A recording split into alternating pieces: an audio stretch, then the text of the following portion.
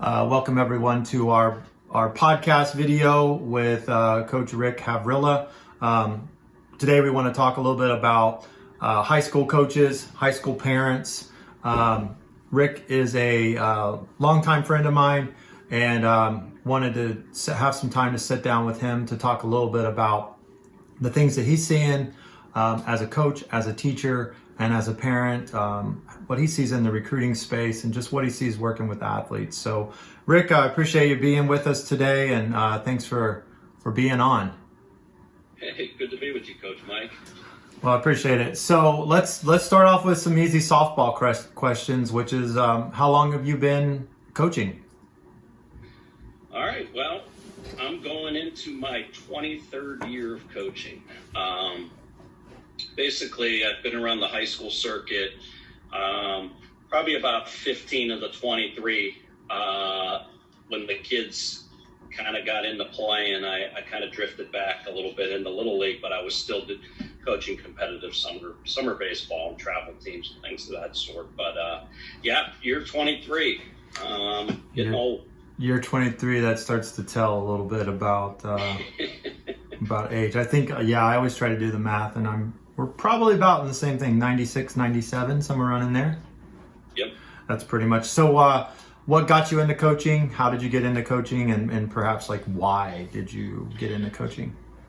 Well, obviously, I was playing baseball in college. Played Division I baseball at Youngstown State. Knew I was going to go into teaching. Kind of wanted to stay around the game a little bit.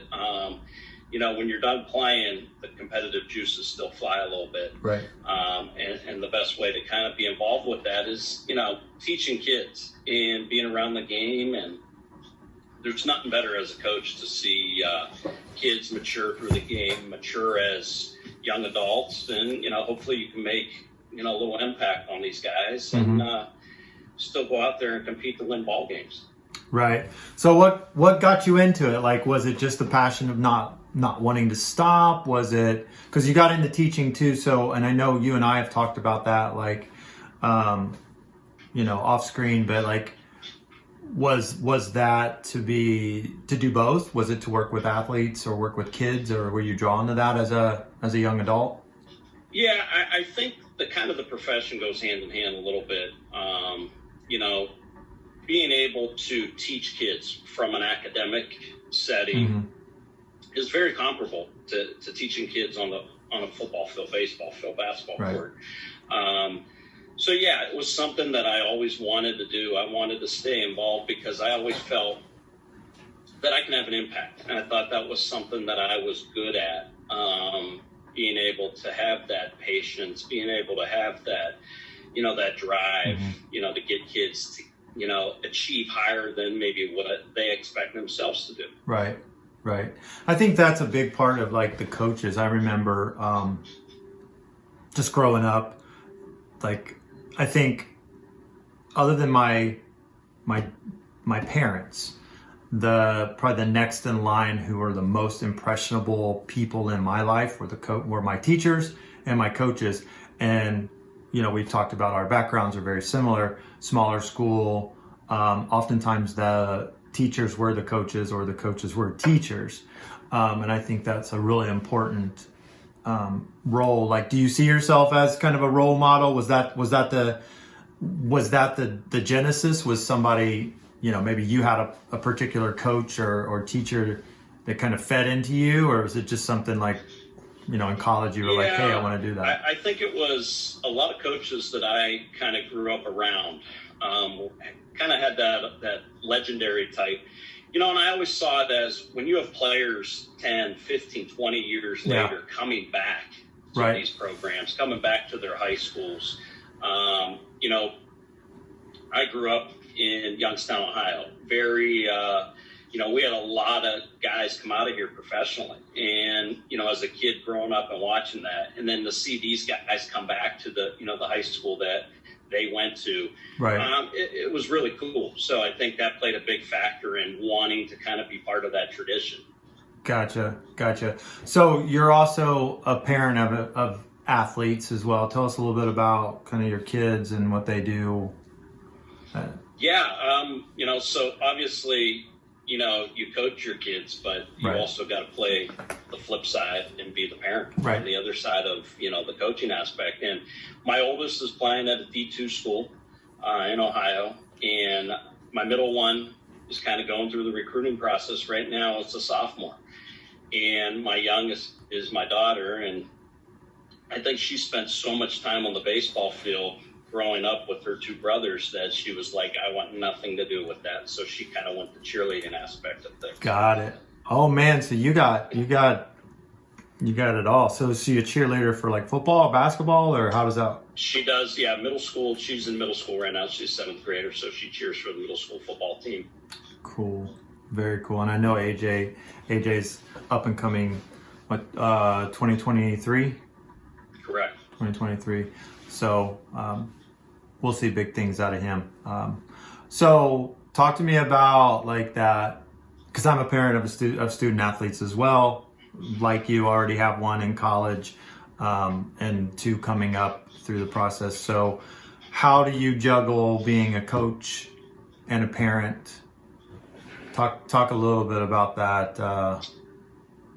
Yeah, I think I always have that coach in me, even from the parent aspect. And, I think that's where my wife and I kind of play that good cop, bad cop scenario. And God, I remember the kids growing up, after baseball games and Little League, if it was a good day, they were riding home with Dad. If it was a bad day, they were jumping in the car with Mom, because, the coaching instinct in me is, to correct things, to talk about, hey, here, this is something we got to work on. Right. And kids don't want to hear it.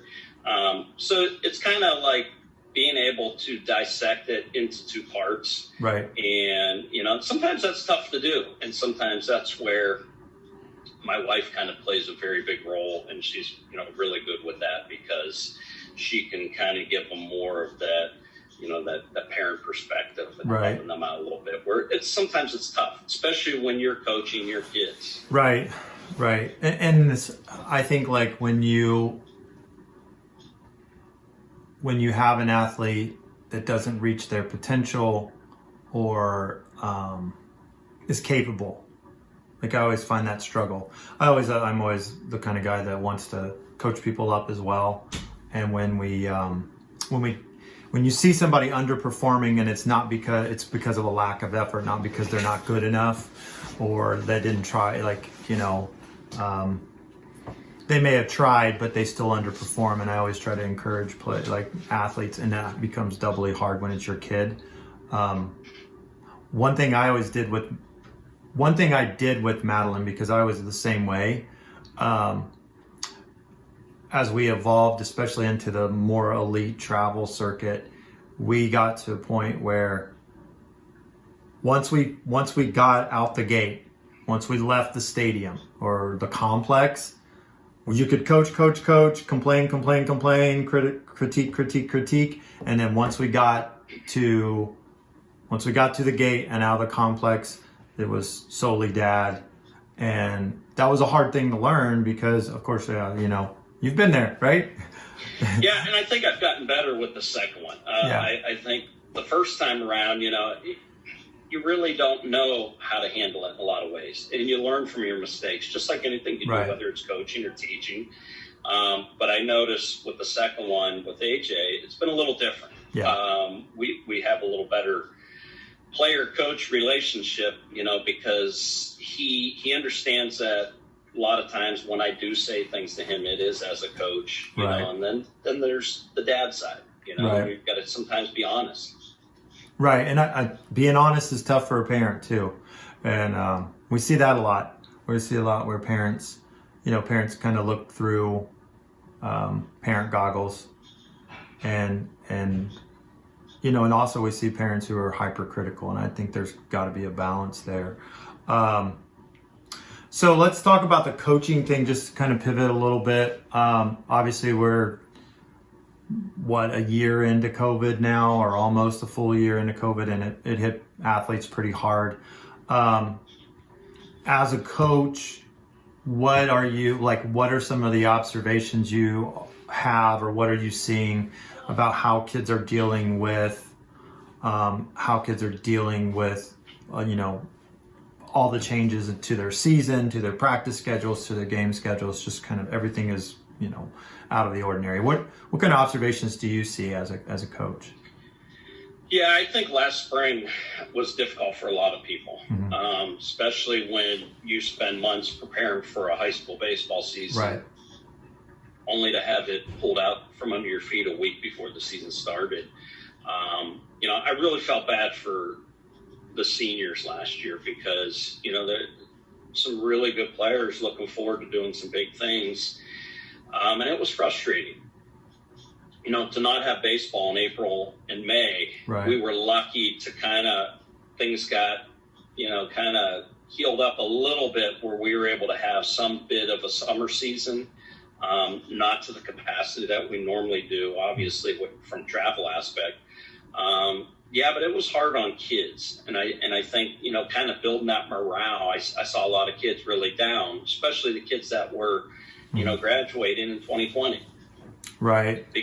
Because a lot of them were kind of a little bit frustrated to say, well, they had this drive to play baseball college, but I think it kind of took it away a little bit of not having that high school season. And then a lot of them just stopped playing in the summer too as well. Just gave up and stopped it. Yeah, we've seen that a lot. Now, I saw in some states they had like an event for guys to kind of, one of the things that a lot of feedback they got was like just no closure, no end of the season. Like you say, those guys worked really hard and then all of a sudden, boom. Like I heard of kids like they tried out the next day.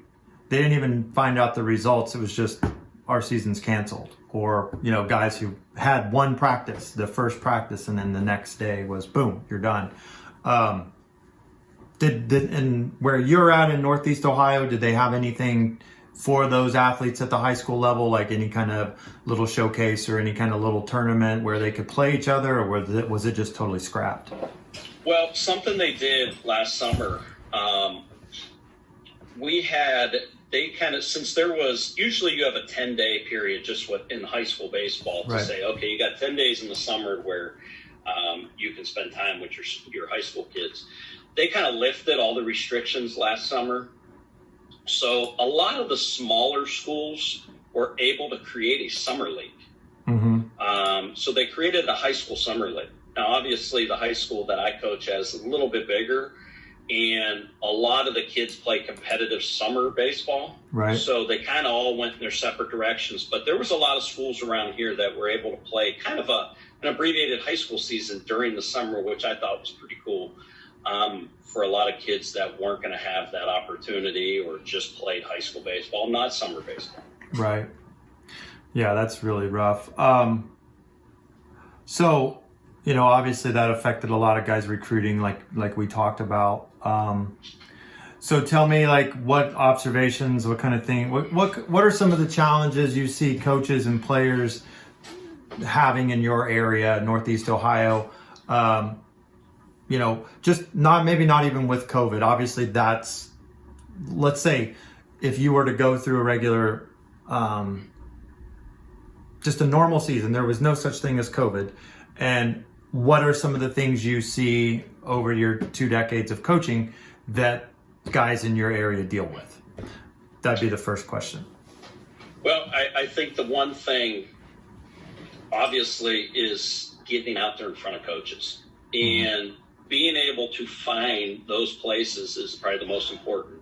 I think PBR, Prep Baseball Report, does a great job in a lot of states of being able to get these kids in front of coaches for some of the exposure they need to have to create some of that video that needs to get posted. Obviously, I think the biggest thing is finding the right summer team that gets out there and competes to a lot of those Division I, Division II coaches at those tournaments. Right. And, for a lot of kids, I think they just don't have the knowledge, the information to who to play with. Right. To get that exposure that they need. So You know, and that's a lot of parents too. I found, you know, there's a lot of parents that haven't been around it. You know, obviously my kids were lucky because I'm around the game a lot. I'm around coaches a lot. I talk to college coaches, you know, so you kind of get a feel for what they're looking for. Right. So I think the biggest thing in where I'm at in Ohio is, how do I get in front of college coaches? Right. And I think that's, and to be honest with you, a lot of these college coaches, they're only showing up at the national showcases, you know, the Lake Point Georgias, the Phoenix Arizonas, you know, down in North Carolina. So it's hard to, so you're relying a lot on video and sending video. So really for our guys in Ohio, the exposure they get without leaving Ohio is just around the Ohio schools, whether it's the Akrons, the Kents, the Youngstown States, Toledo, Bowling Green. You know, and a lot of kids end up there because of that reason. Right. Yeah, and it's evolved a long way from, you know, back in the day when we played, it really wasn't travel teams. It was Legion ball. You played on, and Legion I think is still pretty strong in the Midwest. It's almost obsolete out here. We don't have it in the West Coast, but yeah, I mean, it's totally changed. Like, how have you seen it change? Say from when you started 20 years ago to where it is today, just like as a coach, what are some of those observations that you see? Yeah, probably the biggest thing is, you know, the power of summer leagues, where that's kind of the summer league we have here in town has always been driven like by a lot of college coaches. I mean, when it came down to the end of the year and you were playing in the state Connie Mack tournament here in Ohio, you know, there was scouts, there was college. I mean, they were all over the place. I think from when I started coaching to where we're at now is how travel ball has, not only it's been watered down so much, and these parents are spending so much money at a young age, that really the power of travel balls between the ages of 15 and 18, because that's what college coaches want to see. But everybody's so, you know, I got to get my kid on a travel team.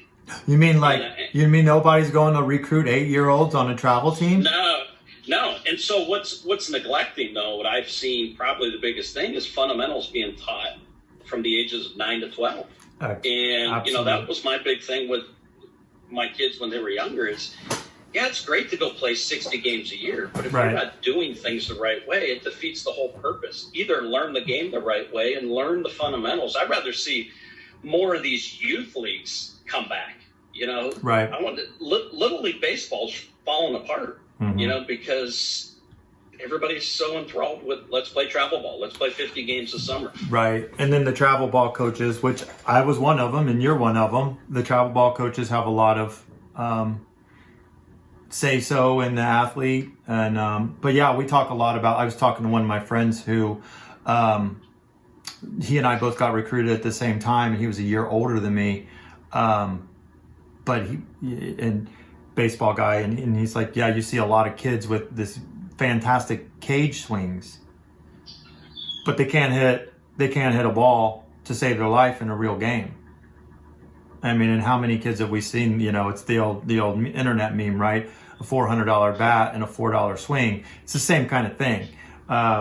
We don't teach kids the game, and that's one of the things I miss. Like I miss, and you probably did this. Like we played like pitcher's hand. We played, you know, right field's out. We played like pickup games, and if you hit the ball to right field, you were out. It didn't matter if you hit it over the fence, if you hit a ground ball, if you hit a lazy pop up. It taught you, like, there were games we played out of just fun. And I can remember Little League practices, and we would play pitcher's hand, you know, and the coaches would be on the mound, they'd be the pitcher, and we could throw a ball in. And some of those kind of games that were challenging to kind of teach you to think mentally about the game. And I think we see that struggles. I think we struggle to see kids with. You definitely see baseball IQ is down, and I truly believe that is one of the reasons. God, I as a kid, it's one thing to play Little League, but still Little League kids, we couldn't wait to get home. We had our wiffle ball stadium set up in the backyard. We had games where we played fast pitch tennis ball, off a wall somewhere. The pitcher's hand, teaches you getting rid of a ball quick. But you learn the game, whether it was a 2-on-2 game or a 5-on-5 game. We watched a lot of baseball. Yeah, absolutely. We were kind of, because we didn't have all the other stuff to kind of take us away from it. We just wanted to learn it, whether it was basketball, football, baseball. Everything was seasonal. Right. So when it was baseball season, we got after it. Did you ever play pickle? We called it hot box. Hot box. We called it pickle down in Southern Ohio. Man, I can remember we wore a base path out in my front yard. Like we would play, and I think that teaches you anticipation. It teaches you transitions. Now 25, 30 years later, I couldn't wait to play pickle. It was so much fun. Great game. But like you said, we would play stickball, we'd play home run derby, every kind of game you could play, and we got a lot of reps. I noticed when Madeline we lived in California, and when she started playing on California teams, their IQ, the coaching was different. The coaching style was different. Like they taught the mental side of the game, and I always felt like, there's you got to have both pieces. You got to have the experience, the reps, and then you got to have that mental side of the game. And I noticed that, like, they would do some interesting things. Like if they saw a pitcher that was slow, we shortened up the game, bunting, hitting little choppers and stuff like that, moving runners around. If you as a coach, you see an outfielder with a weak arm, everybody hit the ball to that outfielder, whereas now it's all like, let's see if we can hit a home run and have a 20-second clip to put on our Instagram or something. And that's not really going to help an athlete. And that's what's kind of become today is the whole idea of velocity. Yeah. Exit velo, throwing velo, launch angle. And I think it's kind of taken away from the game that everybody's so enthralled with, I'm going to go to the showcase. I need to get my metrics. And I think a lot of really good baseball players are being overlooked because of that aspect. Guys that are baseball IQ off the charts and just great game players that can flat out play the game. Right. Some 6'3" lefty that, it's great. He's got 101 exit velo, but he can't hit a breaking ball for his life. And I think that's that's the only problem I'm having with today's game. And from a recruiting standpoint, and I see guys that, I see it with my son and guys around him that in a game, I know how much better he can be than these guys, but they got these metric and these attributes that I always say the Cage Ruth. You talked about being batting cage guys. Right. Cage Ruth gets in there and just hits bombs. Right. But he gets in a live game, he doesn't touch the baseball. Right, he can't convert. It's definitely, I think we know it, like when you look at the draft and you see a lot of guys getting drafted out of D2s and NAIAs and even D3 schools, right? Or even straight out of their junior college. It's proof positive that the metrics aren't all that matters. And I think, from a recruiting standpoint, I can understand where the coaches come from, where it's like, hey, we got to find guys that are hitting these numbers because that's what we can work with. And it makes that process easier because they can't go and see every single kid play. They can't, like you said, it's become watered down, or it's become so swollen. There's so many tournaments, so many showcases, you can't be at them all. Yep. And so the metrics become an indicator of, okay, this kid's got some potential. But I mean, how many guys do we know that they go to a Power 5 or a D1 and don't get drafted So just because you're going D1 doesn't mean you're going to get drafted. And two, you look at the Major League Draft and you'll see a ton of guys coming out of these small schools who are blossoming, who are growing, and who are putting up awesome numbers. They get drafted. They get to the next, they move on. So I'm right there with you. Like I always coach people, like you don't need to go to you don't need to constantly update your metrics. Do that once every 6 months or something, but it's a whole lot better to get live game competition so that you can show that you can convert, right? I mean, like how many execute. And that's what a lot of coaches, want to see. They don't care if the guy's 5'7" or if he's 6'7". They just want to know if he's in the box, can he move guys around and put runs on the board, and that's an interesting And you see thing. some of these guys in Major League Baseball that don't fit the prototype, but they're highly successful. The Pedroias, the Altuves, Right. These smaller guys are, probably nobody looked at. You can be successful. It's just getting that chance. Right. I had it was funny as one of my players in the summer, one of my son's best friends, he committed to Notre Dame. Mm-hmm. And he's only 5'8", 5'9". And it was funny because the head coach at Notre Dame played at Florida State, and he was that 5'8", 5'9" infielder that people kind of overlooked, and he kind of saw the same type of player. And you know what? A lot of people looked at Anthony and said, he's too short, too small, doesn't have it. But I know one thing. My man gets in a game, and he's going to get after you. Yeah. And baseball IQ off the charts, and he's going to be highly successful at Notre Dame. I don't care how tall he is. Yeah. And I tell them, you ain't tackling anybody, so it's not a big deal. Yeah. And that's so funny because you look at rosters and, from the recruiting standpoint where we're at Prep Star, it's like you'll see those coaches who want those big guys, right? They want 6 foot and above or 6'2" and above. And then you get these other coaches that are just like, they don't care what they are. They just want them to be athletes, and they want them to have a great baseball IQ and just get the job done. And, you could look at the rosters of those coaches, and everybody's below 6 foot. They don't have a huge guy on the roster, right? I think like in the recruiting space, if that athlete's really good, there's going to be a place for them. And as well as I know, opportunities to play is a lot better than just sitting on the bench, being on the roster. Absolutely. Yep. And you have, if you play ball well and you do the right things, you're going to get to the next level, or you improve your chances of getting to the next level, whether it's the draft or whatever. So let's see.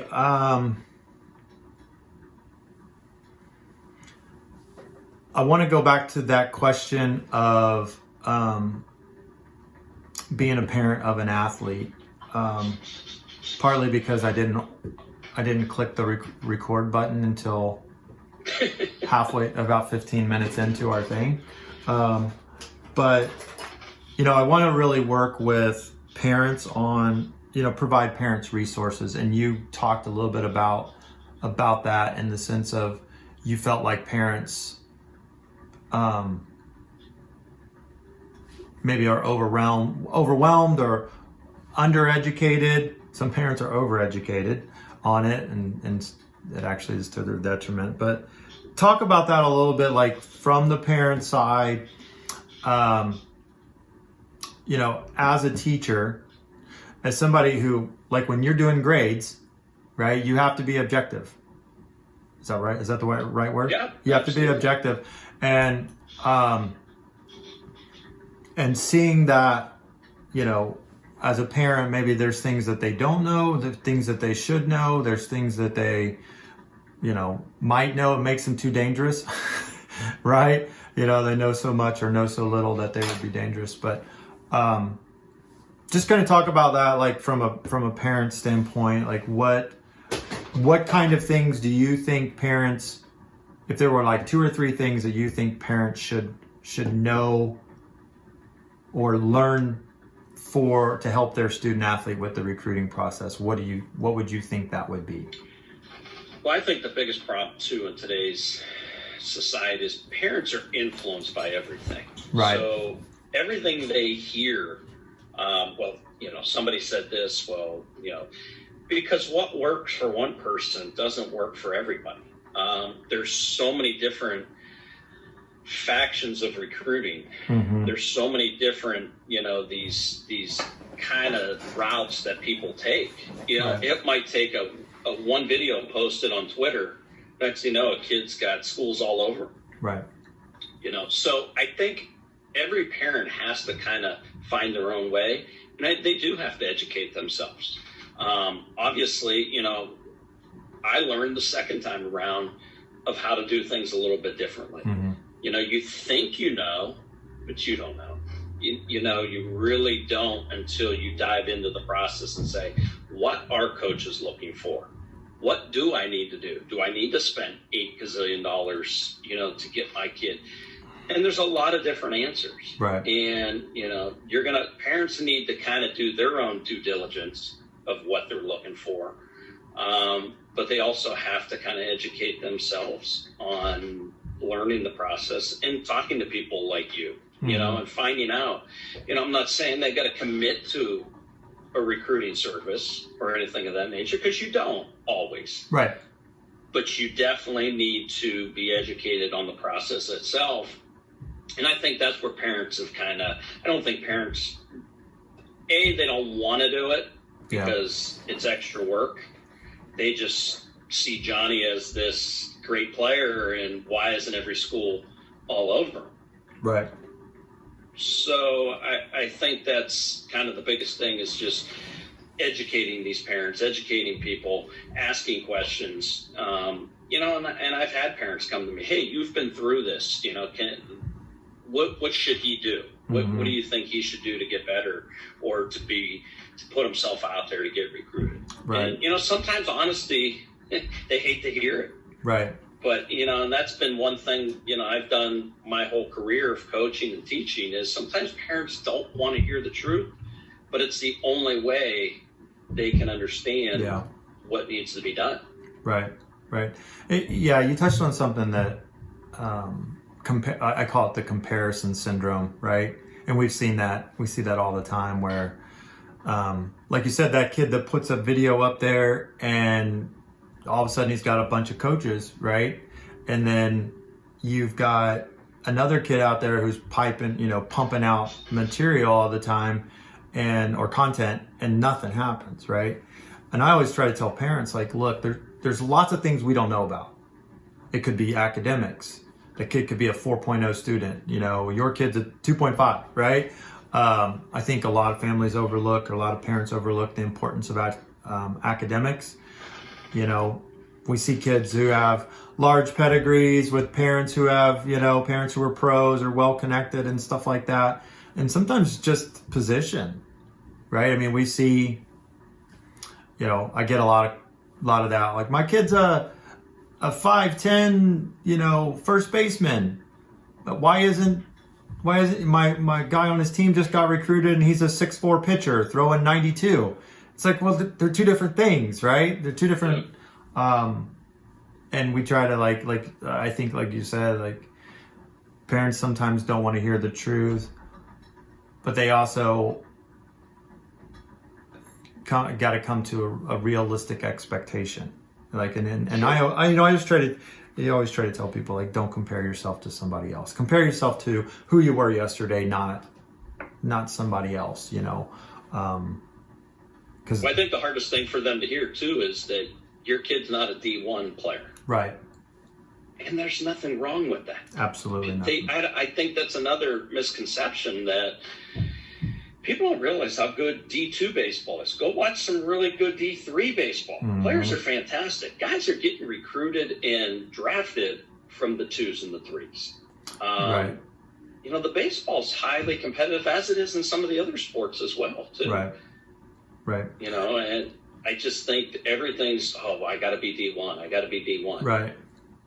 Yeah, and I think that kind of trickles down to the travel leagues too, where you'll see the travel teams kind of dogging each other. You know, we're more elite than they're elite. You know, then you have like the elite, you know, and it's kind of like, well, you know, I've seen it where, you know, the elite teams, quote unquote, with the fancy uniforms and traveling all over, you know, they can travel all over the country, but they still get the crap kicked out of them, right? And it's like, well, good, you're on an elite losing team, right. You know, whereas, you know, if you got a team with really solid coaching and that does tournaments that are appropriate and you place well and you perform well, I mean, that's probably just as good. But I agree. You see the collegiate level, you know, in my mind, outside of probably your top 25 schools, it gets pretty, there's a lot of similar comparisons, you know, and we see that all the time where smaller schools come in and beat bigger programs. And just because you have a big Power 5 name doesn't mean that you are automatically gonna win a game, or beat that team terribly. So I think parents getting educated is important as well, and I think that's an important thing. So do you see as a teacher now? Do you see a lot of parents trying to align their kids earlier on, like middle school and before high school? Do you see parents trying to make those preparations, or where do you think I'm not saying start the recruiting process, but do you see them as at the junior high level or something saying, okay, Tommy, you know, if you want to play at the next level, you got to start to develop these habits? Well, I think you see more at the middle school level, the junior high level, of trying to get with the right people. Mm-hmm. That's when you start to see the jockeying go on. Hey, you know, like my kid needs to be with this team. Right. You know, how do I get him on that team? I think that's where you start to see that. They're more worried about who they're playing with than... So that kind of starts, that's more the middle school aspect. You start to see that coming out of Little League. Mm-hmm. You know, the younger ages. Who am I going to play for? Because a lot of people are so enthralled with just playing for a specific name. They don't do what's best for them. You know, they'd rather go play for this bigger name team and sit the bench than be an everyday person. But parents don't want to hear, oh, well, my kid don't play for that team. You know, they want to. So that's where it gets a little frustrating. And that's where sometimes parents don't want to hear it. You tell them and you try to lead, you know, parents will ask me, you know, you want to be a guy, you got to get reps. Right. You know, if you're 13 years old and you're sitting the bench, but you're playing with the best team in the league, you're not doing yourself any good. Right. Now, let me interrupt you on that. Are you seeing that to go into influencing students to go into the high schools, a particular high school, or do you see that mostly in the travel? Yeah, I think in today's day and age, you're seeing more movement from school to school, especially, you know, we've kind of hit that open enrollment era going on right now. Right. And, well, if I can't be the third baseman there, then I'll find another school that's around here that I can, you know, instead of saying, hey, no, go compete. Go win a job. You know, you want to see how good you are. Right. If you're not good enough to make your starting lineup on your hometown team, then you probably aren't good enough to play at the next level. They want a guarantee. Right. That's the problem today. They want a guarantee that my kid's going to play, you know, a certain position. Right. My kid's going to play all the time. Right. I see a lot of transfers. That's the hard part. Yep. I see a lot of transfers in high school, and I see a lot of early recruiting going on. And I know, like here in Phoenix, we have open enrollment, and both of my kids, my older kids, Michael is now being recruited, influenced, and he's in 5th, 6th grade. And Madeline was already, you know, in junior high, they come on over here, you know, that kind of thing. So we do see that a lot more. And I like the adversity part of it. We don't see that, you know, where you play with your friends, and that's kind of a different thing about growing up in a smaller community, the same kids played together. I mean, by the time you were high school, you'd played, thousands of games with these dudes, or with these teammates. So it's a little different. But so you think that the adversity is a little bit more? Is there anything else that you see like parents need to educate themselves on? I don't know. I just think parents need to, I think they need to talk more with people that have been through the process. Yeah. And I don't think they do that enough, of going to somebody that's had multiple kids or a kid go through the recruiting and, ask some questions, kind of do themselves. And I always go back to educating yourself. Right. I'm constantly picking people's brains. Right. And there's a lot I know about the recruiting game and, the coaching aspect, but I'm constantly asking questions because it changes all the time. Mm-hmm. Yeah, it changes all the time. And there's a lot of folks that are not willing to share their information. We see that a lot too. They kind of hold everything close to the vest. What did you do to get your kid recruited? And they're like, well, we just made a Twitter page. No, you didn't just make a Twitter page, right? You did a little more than that. So trying to unearth that information is it's quite a task. So, that's part of what we're trying to do here with the videos, is just kind of giving parents, our viewers, a backstage look at just like kind of what coaches have to offer and what they can share and, what they observe, and hopefully provide them some resources that they can use.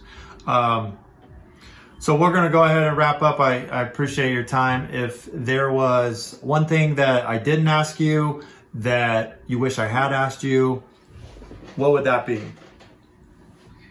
Wow. Probably the one thing is, I think the whole excitement of how do you handle the excitement of recruiting? I think that's one thing that I know from a coaching standpoint, I get excited when my kids, when somebody commits somewhere, and I know one of my guys is going to play at the next level and that I can follow them, for the next 4 years. But it's even more exciting from a parent standpoint. It's exciting watching your kid work their butt off and then to start to have a little bit of success, and schools notice, coaches notice. It's exciting. And I think the whole aspect of sports in general is exciting. There's ups, there's downs. There's days, where you got to pick your kid up, and there's days you got to, tell them, hey, don't let that head swell up too much, because there's a lot of work ahead of you. And I don't think we got into a lot of that, but, it's fun. The whole process is fun, frustrating. But when it's said and done, it's something. And I told this to my oldest son. I said, you know what? College sports isn't for everybody. Mm-hmm. And it's very difficult. It's not as fun as Little League. It's not as fun as high school. It's not as fun as summer ball. It's almost like a job. It becomes a job, within being in school. But when you're done playing and you've built those friendships and you've built those connections, there's nothing greater that you'll talk about. And I'll share this. We have on GroupMe, going back 20 some years, guys that all played at Youngstown State. We respond with pictures. Guys are all over the country, and it's not always. We don't even have to talk about the baseball. Right. We talk about the times we had together, the stories, and trips, and things of that nature. So that's one thing that you'll always remember. And I tell, and my oldest is kind of going through that right now, and he's like, "Man, you were dead on with that. You built these friendships and things of that nature. That it isn't always the baseball aspect or the basketball or the football aspect. That's the fun part." Absolutely. Well, Coach, I appreciate your time. I appreciate you, the friendship, being able to talk with you. I'm glad you took the time out to share with us. So thanks for being on. I look forward to working with you more, and thanks again. It's been great. Thanks for having me, Mike. Cool. All right, I'm going to pause this. Yeah, man. I can't believe that.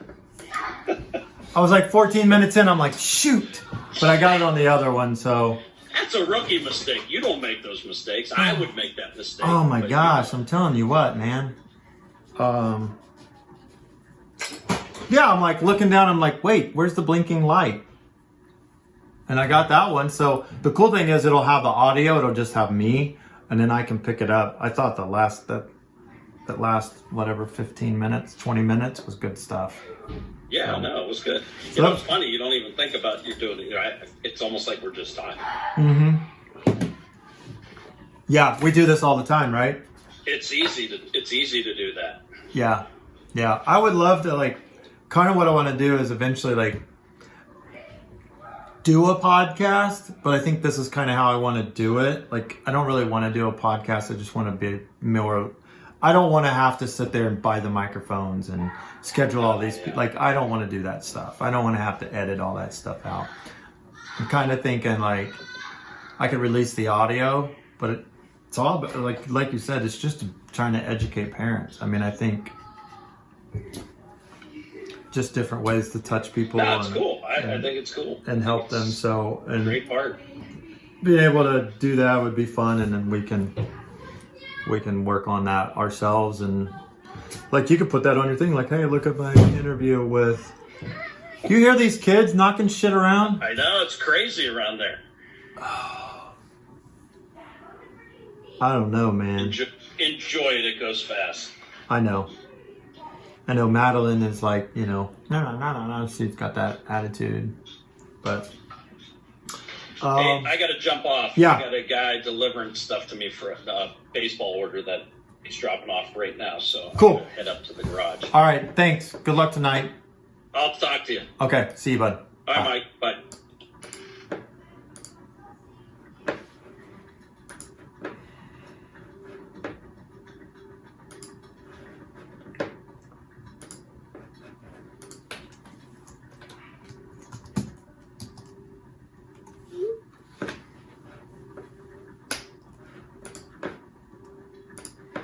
Michael and Marcus, come here.